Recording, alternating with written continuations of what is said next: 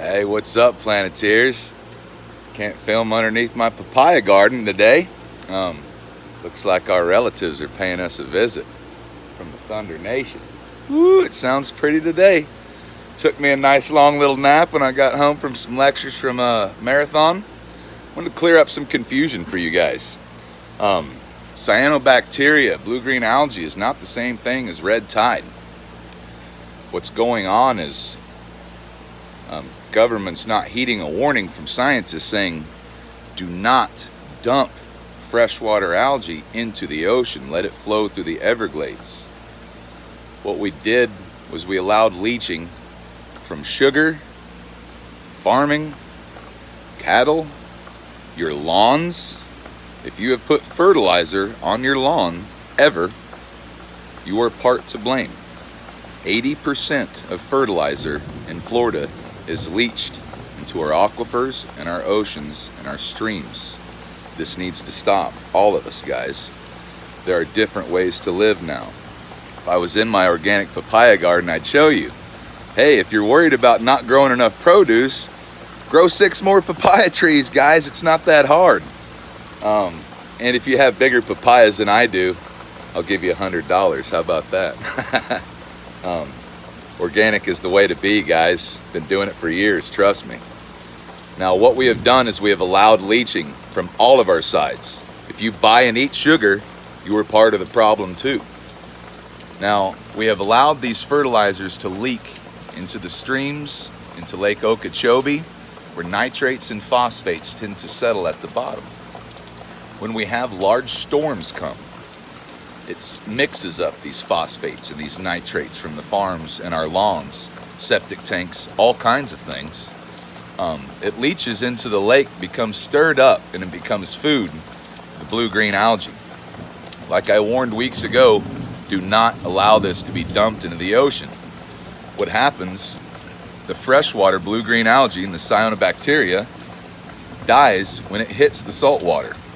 The nitrates and the phosphates that it carried is now available to the red tide as a food source. This is why we are seeing a red tide in epic proportion. This is usually a 2-3 day thing in the past. Now it's not.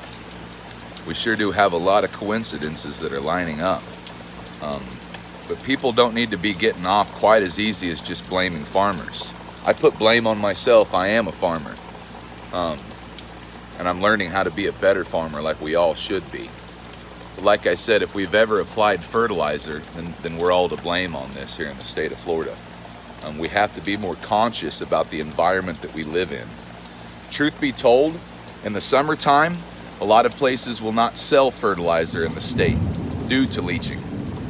Truth be told, as a former crop consultant, I will tell you in the state of Florida, when you fertilize in the wintertime, the plants are dormant and it's not doing anything just because it's green out. In the summertime is when these plants would be using the fertilizer. Point being is you do not need fertilizer. We can restore our mycelium network structures, the mushroom network, which is the real internet and planet Earth. We didn't come up with the internet, that's the human version. If you guys haven't seen that movie Avatar, it's pretty real, and it's called mycelium networks. When we see a mushroom, it's almost like just seeing a peach on a peach tree. That peach isn't the only part of the plant. There's a whole tree and a whole root network underneath. These mycelium networks help a connection.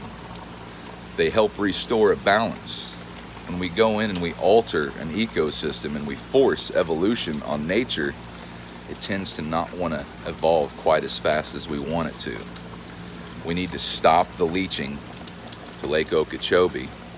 We need floating duckweed greenhouses where we can control the duckweed so it does not end up as a next example of, ooh, we thought that was a good plan.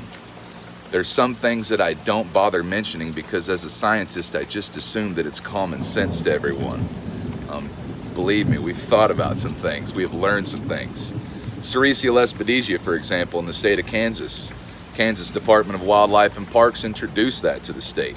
We now spray millions of dollars of chemicals to keep it at bay. In Kansas, a noxious weed is whatever the deer and the cattle don't eat past July when it comes down to it. We have to learn our examples from biological controls. If we keep something contained, we can use what is already given by nature to fight what we've already messed up with nature. Let's start living in a right way, guys. I hope this settles some of the confusion. Feel free to have any comments and ideas to post a video about that might solve some more confusion. Cyanobacteria, don't drink it, don't breathe it. It's toxins, guys. It hurts the respiratory system, it affects the liver. Be safe. I've had people posting pictures to me and messages that they're getting staph infections and MRSA. We need to be careful. If you're watching this, I hope you're at least eating organic sugar. Let's stop feeding the problem, guys. Let's stop using the Miracle-Gro. Let's stop using plants that don't belong in Florida. This is the Garden of Eden. There's plenty of plants that promote our wildlife and promote our ecosystem. Let's be too cool to be cruel to nature anymore, guys. I love you, Florida. I love you, Earth. God bless you.